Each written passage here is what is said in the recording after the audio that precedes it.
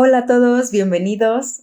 Soy Ari Cisneros, nutrióloga especialista en riñón poliquístico, en enfermedades renales y metabólicas, y para mí es todo un gusto estar aquí de nuevo con ustedes, hablando de un tema súper interesante y que comúnmente se habla de él, ¿no? La dieta cetogénica y el riñón poliquístico. ¿Qué relación tienen? ¿Qué posibles beneficios puede tener el apegarse a una dieta como esta? Es una dieta que a veces se tacha o se piensa como de moda. ¿Y qué nos dice la ciencia sobre los posibles beneficios de apegarse a una dieta cetogénica? Entonces, para mí es un gusto estar aquí con ustedes. Espero que poco a poco se vayan conectando un poco más para pues hacer mucho más rica la plática, para poder escuchar tanto sus dudas como también incluso su experiencia en relación a una dieta de esta magnitud, de este estilo, y sobre todo para generar aquí un espacio abierto de información de valor para la comunidad que vive con riñón poliquístico y que muchas veces busca en la fundación respuestas certeras y de confianza pues al respecto, ¿no? Entonces, pues no olviden conectarse, ya estamos en vivo. Si se van conectando, salúdenme para saber quién nos escucha. Y pues seguramente sabrán que este tema de la dieta cetogénica es un tema sumamente interesante y novedoso. Y la gran pregunta es, ¿la dieta cetogénica realmente puede ayudar al riñón poliquístico? Y yo creo que aún más importante podríamos pensar en, ¿es necesario comer grandes cantidades, por ejemplo, de tocino, mantequilla, manteca o grasa de res para llevar a cabo una dieta cetogénica? Hay muchas preguntas alrededor y seguramente las respuestas sí te van a sorprender un poco. Pero me gustaría, por ejemplo, que durante la transmisión platicáramos primero qué es la cetosis nutricional y qué tiene que ver con la enfermedad renal poliquística, qué evidencia existe hasta este momento sobre el valor que tenga la cetosis nutricional, primeramente. ¿Qué significa dieta cetogénica basada en plantas? Que ese apellido de este tratamiento es muy importante. Otro punto importante, quiénes podrían ser candidatos y quiénes no. Y también, ¿qué les parece si hablamos de los errores más frecuentes que podemos cometer y que pueden poner en riesgo pues la salud del riñón, ¿no? La salud en la enfermedad de riñón poliquístico. Qué gusto, buenos días, Maggie Arias. Entonces, antes de hablar de cetosis así de entrada, sí quisiera recordar algo muy básico. No existe una dieta milagro y tampoco existe un suplemento milagro. Entonces, los pilares del tratamiento, los pilares nutricionales del tratamiento en riñón poliquístico son y serán hidratación adecuada, mantener un peso saludable, tener un buen control de sodio, consumir el adecuado aporte de proteínas según el grado de enfermedad renal crónica o el grado de función renal que cada persona de forma individual mantenga, priorizar el consumo de frutas y verduras, promover el consumo de grasas saludables y mantenerse activo igual, según cada contexto, mantener lo más posible una vida y un estilo de vida saludable con bastante movimiento.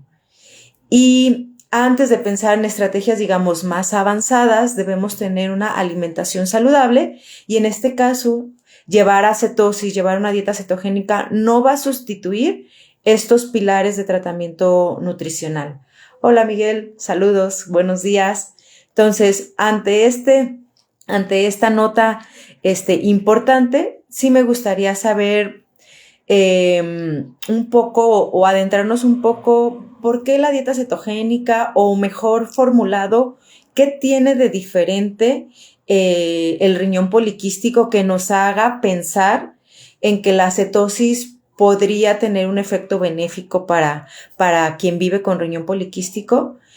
Lo que nos dice la ciencia o lo que se sabe ahora es que las células que forman estos quistes tienen una forma de funcionar un tanto diferente.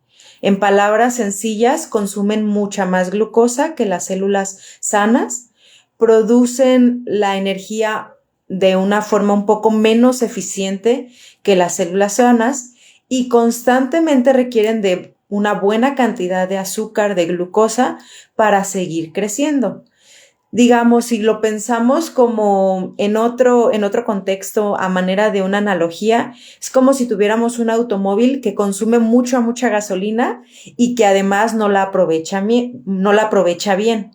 Entonces, mientras las células sanas pueden echar mano incluso de otros combustibles, por ejemplo, cuando hay poca glucosa, las otras células de nuestro cuerpo tienen esta capacidad de empezar a usar grasas, proteínas incluso para mantenerse funcionando. Las células de los quistes no tienen esa facilidad y son, digamos, muy dependientes o muy sensibles al uso de glucosa, ¿no? Entonces les cuesta mucho más trabajo echar mano de otros combustibles energéticos en el cuerpo. Y es ahí donde surge el interés de inducir al cuerpo a cetosis nutricional. ¿Por qué? Porque si inducimos el cuerpo a cetosis nutricional, obligamos al organismo a dejar de usar la glucosa como única fuente de energía y el cuerpo empieza a utilizar específicamente las grasas como la segunda fuente de energía principal. El resto de las células sanas pues resulta bien, resulta tolerable, resulta funcional, pero lo que se promueve con la cetosis es detener el crecimiento de estas células un tanto diferentes que forman los quistes. Entonces, digamos que lo que explica la ciencia detrás del por qué podría ser muy prometedor el uso de dietas o estrategias nutricionales que lleven a la cetosis nutricional es ahí. Entonces, no es lo mismo pensar en una cetosis supervisada bajo estrategias nutricionales y algo que se llama cetoacidosis. ¿Ustedes han escuchado hablar de la cetoacidosis? La cetoacidosis está muy relacionada con un descontrol glucémico, por ejemplo, en quienes viven con diabetes. Mientras la cetosis es un estado metabólico donde el cuerpo utiliza grasas para producir otra fuente de energía, la cetoacidosis es un estado de descontrol metabólico que se caracteriza sobre todo en altos niveles de glucosa en sangre y que puede llevar a niveles tóxicos de cetonas al cuerpo y ser muy dañino, ¿no? Y es algo en lo que también siempre tendremos que pensar como un riesgo importante, por ejemplo, en aquellos que viven con diabetes, ¿no? Que me voy adelantando un poco, pero seguramente en ellos sería mucho más complicado establecer una dieta cetogénica en su largo alcance. Y bueno, ahora sí, cetosis nutricional. ¿Cómo puede lograrse una cetosis nutricional?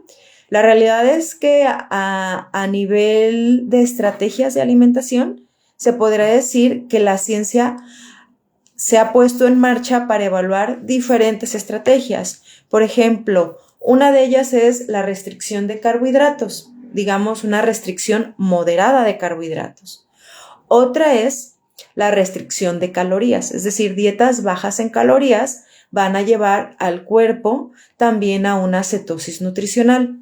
Otra es llevar dietas en donde se cuiden los horarios, ya sea para llevar una alimentación que nosotros le llamamos restringida en el tiempo, es decir, que de nuestro reloj de 12 horas diurnas habitualmente cuando estamos en actividad y que solemos tener horarios definidos para desayunar, comer y cenar, reducir la ventana del tiempo en el que se consumen los alimentos para mantener de alguna manera otras ventanas de tiempo en donde se restringe la alimentación y se promueve la cetosis. Por el mismo rumbo, los ayunos intermitentes y por último, las dietas cetogénicas. No todas las estrategias son iguales, ni todas las estrategias han avanzado lo suficiente a nivel científico, a nivel de la validación y de la evaluación clínica de su seguridad y efecto. Aun cuando se ha avanzado en gran medida en la mayoría, la realidad es que la investigación sigue en camino. Y lo que yo les puedo decir al día de hoy es que los estudios realizados hasta este momento sí muestran resultados prometedores, pero digamos todavía son pequeños. Como estamos hablando de la intervención en personas y esta intervención, cualquiera que sea que se imaginen, incluso programas educativos, psicológicos, no se diga fármacos, tiene que ser bien evaluada. ¿Por qué? Porque sabemos que dentro de una población, aunque se viva con la misma enfermedad, hay contextos diferentes y se debe de individualizar. Entonces no podemos generalizar y no todos los zapatos nos quedan bien a todos, ¿verdad? Hay tallas anchas, hay tallas cortas, hay tallas de una forma u otra. Y así deben de ser los tratamientos, y más si se hablan de tratamientos tan novedosos. Entonces, sí hay ciencia detrás, no es una dieta de moda. Este tipo de dietas debe de ser bien supervisada y evaluada. Y aunque los resultados son prometedores y van en relación, por ejemplo, a una mayor pérdida de masa grasa, de grasa corporal, se han estado evaluando, por ejemplo, desenlaces positivos sobre que sí se logra tener una buena adherencia, que sí es factible llevarla, sí es sostenible, que sí induce bien a cetosis. Y el hecho de que induzca cetosis, pues nos hace pensar que el beneficio se puede obtener. Todavía nos faltan algunos otros resultados que nosotros les decimos resultados duros para asegurar que el someternos a una dieta cetogénica va a llevar a efectos positivos, sobre todo, por ejemplo, en parámetros del riñón, ¿no? Mejora de la función renal, reducción del volumen de los riñones o del tamaño de los quistes. Aún no podemos hablar de que el llevar una dieta cetogénica pueda curar la enfermedad, ¿no? Creo que es una palabra que quisiéramos escuchar, pero aún no tenemos esa respuesta. Y lo que sí les puedo decir es que la investigación continúa y que el efecto que pueda tener una dieta cetogénica a mediano o un poco más a largo plazo se sigue investigando con resultados muy interesantes y de mucha esperanza para toda la comunidad, ¿no? Hola, Benny González, hola Carmen, hola Karen, Jazz, Salomón, espero que nadie me falta.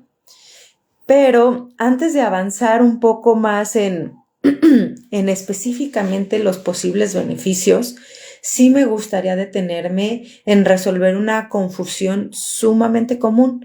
¿Qué significa cetogénica basada en plantas? Muchas veces se piensa en dieta keto, porque también se escucha así, dieta keto.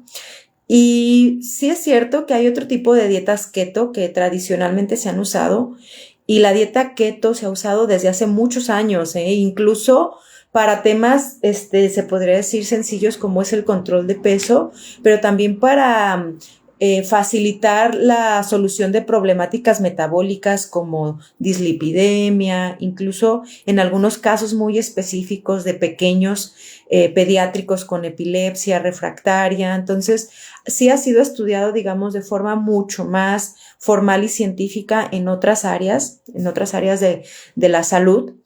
Pero muchas veces la dieta keto, no sé si les pasa a ustedes, siempre es asociada o es comúnmente asociada con comer tocino, mantequilla, carnes procesadas, embutidos, muchas carnes rojas, mucho queso de forma ilimitada. Y pues para el riñón poliquístico la realidad es que las bases de una buena alimentación buscan completamente algo distinto, ¿no? Incluso suena hasta peligroso hablar de todo esto. Entonces, lo que busca hacer una dieta cetogénica basada en plantas es, digamos, obtener los beneficios de una dieta baja en carbohidratos que sí promueva un consumo elevado de grasas, pero hacerlo o priorizarlo en una versión saludable, es decir, grasas saludables, ¿no? Promover un alto consumo de aceite de oliva, por ejemplo, de aguacate, aceitunas de alguna manera, semillas, que nosotros en nuestro México tenemos la posibilidad de tener acceso de diferentes semillas de muy buena calidad. Somos productores importantes, por ejemplo, a nivel occidente de la nuez pecana, entonces está en relativamente fácil acceso el consumirla. Algunas otras nueces, incluso proteínas vegetales como el tofu, algunas leguminosas, ¿no? Entonces, hay la posibilidad de, digamos, amalgamar muy bien lo que podría ser una dieta baja en carbohidratos o cetogénica con una dieta saludable que también venga a generar beneficios a nuestro riñón, ¿no? Al riñón poliquístico. Entonces, es cierto que este tipo de dietas cetogénicas pueden reducir incluso factores de riesgo muy relacionados al proceso de la enfermedad renal, ¿no? O sea, es una dieta que sí se puede alinear muy bien a otros objetivos como son cuidar el exceso de ácido úrico, evitar el exceso de fosfatos, ¿no? Cuando se está en una etapa mucho más avanzada del daño renal, que ya hay menos función renal, empieza a ser muy importante cuidar qué tanto fósforo consumimos en la dieta, no se diga el exceso de oxalatos, ¿no? Que sabemos que hay una población que es mucho más vulnerable a la formación de litiasis, de piedritas en el riñón, y que debemos de alguna manera alinear una dieta baja en oxalatos y sobre todo también el cuidado de las grasas saturadas, ¿no? Que las dietas keto tradicionales se asocian a un alto consumo de grasas saturadas. Y insisto, un tema importante son los oxalatos. Muchas personas con riñón poliquístico necesitan una dieta baja en oxalatos. Pero también, y porque también lo hablamos en el Facebook Live pasado que estuve aquí con ustedes, es bien común quienes tienen que reducir alimentos altos en oxalato. A veces lo generalizamos y es peligroso generalizar. Incluso aunque pareciera un tema de prevención, hay que tener claro que no todas las personas que viven con riñón poliquístico deben limitar los alimentos, sobre todo los alimentos frescos que se consideran altos en oxalatos. Yo podría decir que 4 de cada 10 personas con riñón poliquístico requieren de cuidar un poco la dieta alta en oxalatos, pero 4 de cada 10, no 10 de cada 10. Entonces, quienes ya tienen un antecedente de cálculos de litiasis, quienes presenten, por ejemplo, cristales en su general de orina, o quienes tengan un alto riesgo, quienes tengan sí antecedentes familiares, por ejemplo, de formación, o que ya el médico diga, bueno, tú sí tienes un alto riesgo de formar litiasis. Entonces, en ellos, pues sí tendría bastante valor reducir algunos alimentos. ¿Y qué alimentos? Porque también a veces buscamos, y es muy interesante el poder de las redes sociales en cuanto a el conocimiento y la información, pero también a veces resulta abrumador tanta información y que no podemos a veces tener ese filtro de qué cosas son las que debemos de tomar en cuenta y qué cosas no. Entonces, yo les podría decir que los alimentos altos en oxalatos son aquellos de hoja verde, sobre todo verde oscuro, lechuga guinda, espinaca, la espinaca es bien conocida, y algunas otras como acelga o verdolaga, ¿ok? De repente me dicen, no lo sé, blueberries no, fresas no, no son tan altas en oxalatos, no hay necesidad de hacer una reducción muy marcada. También otros alimentos bien conocidos altos en oxalatos son las almendras, los cacahuates y la quinoa. Y yo me quedaría básicamente con esos 5 a 6 alimentos frescos que sí hay que reducir, y añadiría otros que para mí son más importantes. Por ejemplo, los productos ultraprocesados. ¿Sabían que el proceso que muchas veces ultraproceso que se le da a los alimentos hace que muchas sustancias queden mucho más disponibles, entre ellos los oxalatos? Entonces, un alimento que posiblemente no era tan alto en oxalatos, al comerlo ultraprocesado, puede que nos ofrezca una gran cantidad de oxalatos en la dieta. Y los oxalatos en la dieta no son blanco y negro, digamos que son un matiz de colores. Y la clave es darle al cuerpo la cantidad suficiente que pueda procesar. Entonces el tema no es comerlos o no comerlos, sino evitar los excesos y procurar alimentos que sabemos que van a promover la formación de estos pequeños litos, ¿no? O sea, por ejemplo, evitar alimentos con teína, té verde, té negro y café en grandes cantidades, los refrescos y el chocolate muy oscuro, porque también me preguntan, entonces cualquier tipo de chocolate, no necesariamente eliminar el chocolate, que tampoco es algo que debamos de comer en grandes cantidades, pero sí quienes tengan este riesgo de formar litos tendremos que reducir el consumo de chocolate oscuro, ¿ok? Entonces, esto, insisto, depende de una evaluación, de una individualización y no nos vayamos por la ruta rápida de, bueno, yo vivo con riñón poliquístico, yo debo de quitar los oxalatos, porque esto tal vez no es necesario, digamos, es una prevención no necesaria que puede limitar mucho más tu dieta y hacerla un poco más restrictiva de lo que se requiere.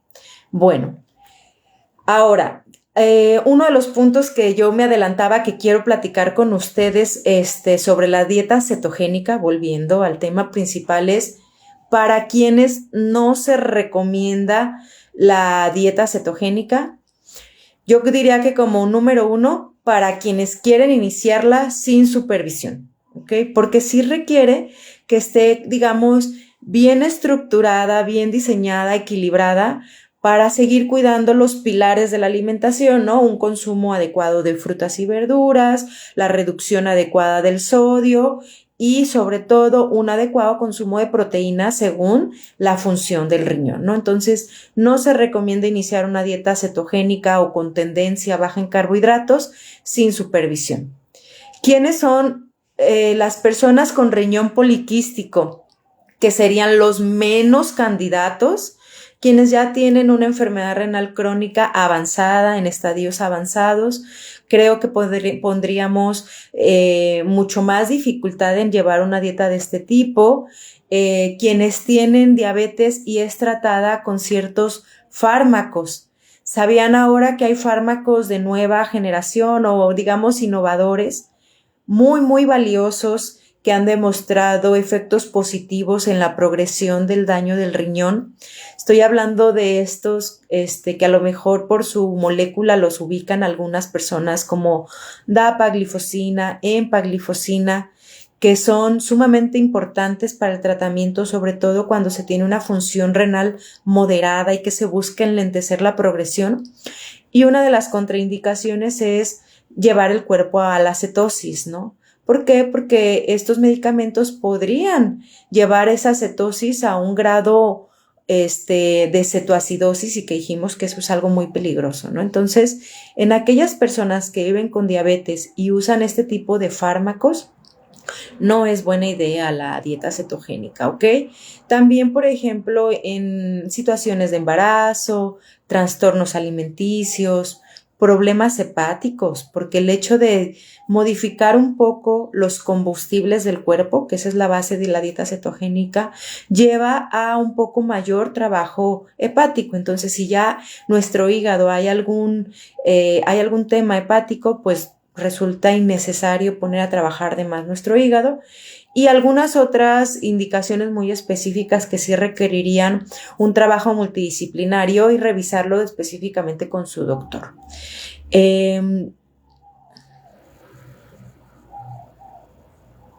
A ver, Miguel Zavala, disculpe doctora, aún no saben de qué están formados estos quistes y los que llevan a desarrollarlos el principio del mismo.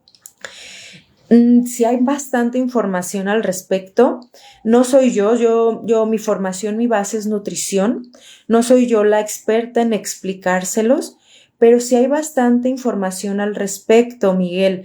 Recuerda que el riñón poliquístico es una enfermedad genética, hereditaria y que hay un polimorfismo, es decir, hay una modificación en un gen. Y esta modificación en el gen hace que haya dificultades, digamos, en ciertos receptores de tu epitelio, de tu tejido renal, que no tengan, digamos, como esa capacidad de mantenerse en adecuada formación y empiezan a generar pequeñas bolsas. en el mismo tejido y esas bolsas van creciendo a tal forma que van acumulando líquido dentro de estas bolsas. A estas bolsas, ese líquido es al que se le denominan quistes y son justamente por alteraciones genéticas de los mismos receptores, digamos, del tejido de esos quistes, ¿ok? Entonces, sí es algo que pueden profundizar mucho más, por ejemplo, con algún genetista, que sé que también en la comunidad hay médicos genetistas o el mismo nefrólogo. Yo te doy la explicación, digamos que a mis palabras pueda ser sencilla, pero creo que yo no soy quien te puede explicar de manera mucho más acertada esta información, pero sí se conoce el contenido de los quistes, que es líquido, y también la razón de por qué se desarrollan estos quistes. Heidi, una pregunta. ¿El medicamento para tratar la poliquistosis le hace daño a un bebé de 3 meses si estoy dando lactancia materna? Discúlpame, Heidi, no podría yo resolverte la pregunta. Es excelente pregunta. Y aquí está también parte de quien hace posible estos Facebook Live. Así que, Pau, Patti, por favor, tomen en cuenta la pregunta de Heidi para tener también al personal correcto para resolver esa duda. Discúlpame, Heidi, no soy yo quien pueda respondértelo. Y Maggie, ¿cuáles son los estadios avanzados? ¿Qué etapa? Yo considero que, por ejemplo, en un estadio 4 de la enfermedad renal ya podríamos tener dificultades para llevar a cabo una dieta cetogénica. ¿Por qué? Porque, insisto, la base de una dieta cetogénica, lejos de elegir alimentos saludables o no saludables, eso ya lo dejamos claro, vamos a elegir alimentos saludables, ¿verdad? Vamos a modificar los combustibles del cuerpo y vamos a promover un consumo más alto de grasa saludable y a reducir un consumo de carbohidratos, incluido incluso algunas frutas que son ricas en carbohidratos. ¿Cuál es la dificultad en estadios avanzados 4 o 5 de la enfermedad? Que hay mucha más variabilidad de la glucosa y que también a veces requerimos de algunos alimentos, específicamente frutas, para asegurar que no haya mucha, por ejemplo, acidosis metabólica, que es un problema, una condición común en etapas avanzadas de la enfermedad, asegurar un adecuado consumo de fibra.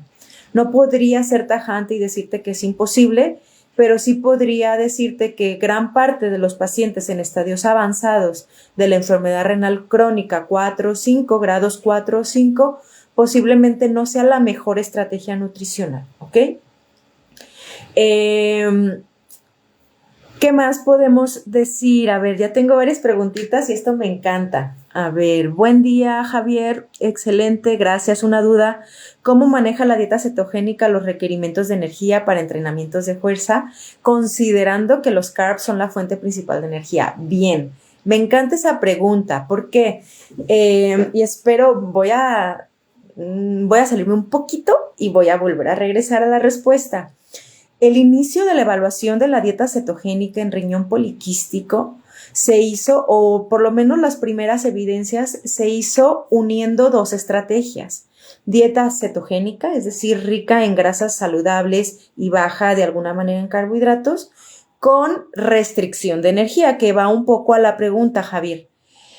Pero este tipo de dietas baja en carbohidratos, pero también baja en calorías, fue diseñada también con un objetivo de la pérdida de peso, porque las personas que probaron este tipo de dieta también tenían esta característica de tener un exceso de grasa corporal, de estar en rangos considerados como obesidad, y entonces pues resultaba favorable, digamos, este segundo objetivo, ¿no? Promover la pérdida de peso, en donde sí tradicionalmente se habían usado dietas cetogénicas y bajas en calorías, y además, digamos, pensar en este beneficio prometedor de la dieta cetogénica para los quistes.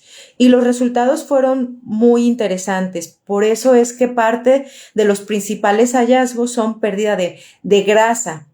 Pero también ahora sabemos que no todas las personas que viven con riñón poliquístico y quieren someterse a una dieta cetogénica requieren una pérdida de peso o requieren una pérdida de grasa corporal, porque de alguna manera están en un rango adecuado en ambos indicadores, peso y grasa corporal. Y recientemente hay estudios que han evaluado justamente eso, una dieta con un perfil nefro saludable, que eran los pilares con los que yo comencé la charla, cetogénica y normocalórica. Normocalórica, ¿qué es eso, nutrióloga? Es decir, con un adecuado aporte de calorías. Y entonces, al día de hoy, podemos, digamos, definir según la individualidad de cada persona, si se requiere restringir un poquito las calorías, porque también es un objetivo perder grasa y peso, o si no se requiere restringir calorías. Y tu pregunta iba, ¿y cómo se haría? Creo que por ahí iba, ¿verdad, Javier? ¿Cómo lo hacemos? Aseguramos que haya la suficiente cantidad de calorías a partir de grasas saludables. Es cierto, un tema para lograr el aporte adecuado de calorías comiendo una buena cantidad de grasas saludables implica un reto, y mis pacientes lo confirmarán, pues porque debemos de comer grandes cantidades de alimentos ricos en grasas saludables, aguacate, aceite de olivo, semillas, ¿no? Semillas que también son buena fuente de grasa saludable. Entonces, implica estrategias que van más allá de yo decirte cuánto comer, sino de acompañarte en decirte cómo hacer para integrar, por ejemplo, aceite de oliva en grandes cantidades en tu alimentación, ¿no? Algún aderezo, algún chilito en aceite a base de aceite de oliva, algunas preparaciones que impliquen una mayor cantidad de alimentos como aguacates o semillas. Hacia ahí iría encaminada una dieta que también promovería una adecuada preservación de masa muscular, porque recuerda, una dieta cetogénica basada en plantas en riñón poliquístico va a priorizar dar la proteína necesaria para mantener buena preservación de músculo, pero también para cuidar la función de los riñones. Ana Dialma.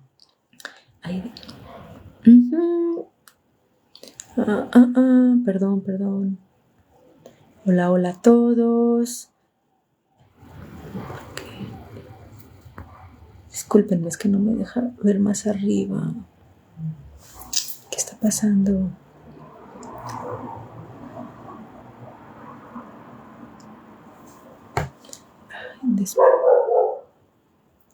Bueno, es un break para que me sigan haciendo preguntas en lo que yo resuelvo poder leer los comentarios de más abajo.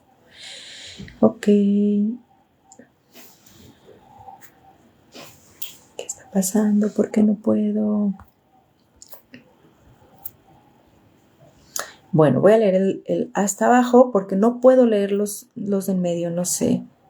¿Dónde me encuentro, Benny? Me encuentro en Guadalajara. Acá en Guadalajara puedo recibirles de forma presencial o también puedo verlos con consulta por videollamada en línea. Heidi, ¿hay alimentos que aumentan drásticamente la formación de quistes? Creo que no podríamos culpar a un alimento, dos alimentos. No creo que de esa forma tan drástica, no. Yo creo que la ciencia nos ha llevado que tanto para recibir un beneficio como para recibir incluso un perjuicio, tendríamos que someternos a un patrón de dieta o saludable o no saludable, ¿no? Como es el caso del sodio o de los líquidos. Muchas veces vivimos con el temor de que no lo estamos haciendo bien o muy bien, ¿no? Y a veces llegamos a ser un tanto, se podría decir, obsesivos, ¿no? No tomé el agua suficiente hoy tuve un día muy ajetreado, no me comí mis frutas, no me comí mis verduras, o me comí un pedazo de pizza y sé que tenía mucha sal. Como en otros aspectos de la vida, lo que da los buenos resultados es la disciplina y tener un patrón de dieta saludable. Me gusta mucho detenerme en la palabra porque esa es la parte correcta, llevar un patrón y no solo de dieta saludable, sino de estilo de vida saludable. Sé que en la comunidad hay jóvenes muy activos laboralmente, hay mamás, ¿no? Que están full tiempo completo y a veces terminamos el día sintiéndonos que no es suficiente. Y no es mi área, soy nutrióloga, pero sí veo casos en donde la gente hace bastante por mantener su salud y yo también busco darles calma, busca un patrón de dieta saludable, busca que todos los días sea una hoja en blanco e intentar hacerlo lo mejor posible ese día y no va a haber un alimento que sea totalmente malo o totalmente bueno, Pero sí, si llevas un alto consumo, por ejemplo, de sodio, todos los días, todos los días, todos los días, sin medida, bueno, el patrón de un consumo alto en sodio con una constancia diaria o casi diaria sí te puede llevar a un perjuicio, a un cambio drástico, por ejemplo, en la formación de quistes. Y eso desde el perjuicio y desde el beneficio también, ¿no? A veces con los alimentos queremos que funcionen como fármacos, ¿no? Y que me tome tal alimento como si fuera una medicina y al día siguiente amanecer como nuevos o amanecer controlados. Los alimentos, para bien o para mal, son, digamos, su efecto es contundente, pero es lento, ¿ok? No es de un día para otro. Entonces necesitamos llevar a cabo digamos, una tarea más de constancia, de resistencia, de disciplina un tanto para asegurar que los beneficios del consumo de fibra, los beneficios de un consumo adecuado de agua, los beneficios de grasas saludables van a tener ese efecto benéfico para nuestro cuerpo.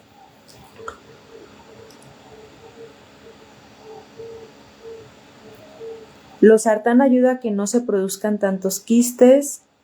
Ay, esa es otra pregunta súper de doctor, discúlpame, no podría asegurarla, Heidi, ¿ok?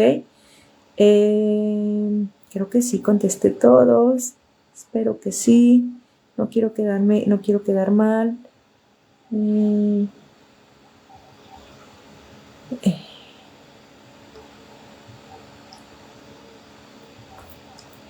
Me interesa consultarla, ¿podría dejar los datos? Sí, claro. Creo que los contesté todos. Ahora no sé qué pasa con el chat, que no puedo leerlo en orden. Mis datos me encuentran en Instagram como ren.nutri y ahí en la cuenta de Instagram pueden encontrar mi teléfono de WhatsApp, pueden escribirme por el mismo Instagram. Y si no, al final de la transmisión, ahí les dejo también mi número y con gusto quedo a sus órdenes. Y bueno, si hay más preguntas, háganlas por favor. Me gustaría dejar como mensaje final algunas cosas. Hoy sabemos más que hace 5 años sobre dietas o estrategias nutricionales de cetosis, como es la dieta cetogénica o la dieta baja en carbohidratos. Significa que muy pronto tendremos mucha más información y podremos hablar abiertamente de qué tan segura es y los beneficios posibles que nos puedan dar, ¿ok? La nutrición o la alimentación cetogénica basada en plantas sí representa una estrategia prometedora, pero definitivamente debe ser pensada para algunas personas y habrá quienes tendremos que tener mucho más cuidado en utilizarla. No es una dieta de moda de internet y no consiste en comer grasas saturadas al por mayor, no consiste en comer tocino, manteca, mantequilla. Y eso también hace que seamos cuidadosos en qué sí son las bases y qué sí sabemos que debemos de hacer, ¿no? Y si seguimos los pilares del tratamiento nutricional, vamos a tener, digamos, de la carrera el 80% recorrido, ¿no? El plus de acercarnos a una dieta que sea inicialmente baja en azúcar, ya es una gran brecha un gran puente que estamos llevando, ¿no? Y una alternativa cetogénica o baja en carbohidratos podría ser esa dieta que nos dé ese plus, pero no lo hagas de manera generalizada y sin supervisión. Y siempre debe de adaptarse recuerda, tu función renal, tus estudios de laboratorio, la composición de tu cuerpo para saber qué tantas calorías necesitas, qué tanta grasa necesitas y tener objetivos individuales, como cualquier plan, ¿no? No puedo arrancar una cosa sin entender por qué lo estoy haciendo o para qué lo estoy haciendo y cuáles son los beneficios posibles que podría recibir. Entonces, yo les agradezco mucho. Recuerden, mi nombre es Ari Cisneros. Yo creo que este tema es muy interesante, así que si siguen teniendo preguntas, déjenmelas aquí abajo. Voy a seguir tratando de responderlas todas. Si son preguntas un poco más médicas, ya vi que Pau ya está interviniendo y seguramente pronto va a haber respuesta del experto, porque yo no quiero generar mala información o quedarme muy corta en la respuesta. Recuerda, la alimentación más adecuada para ti no es la más estricta, sino la que puedes mantener de forma sostenible a largo plazo y que también esté basada en evidencias. Muchas gracias por acompañarme y que tengan un excelente día. Hasta luego.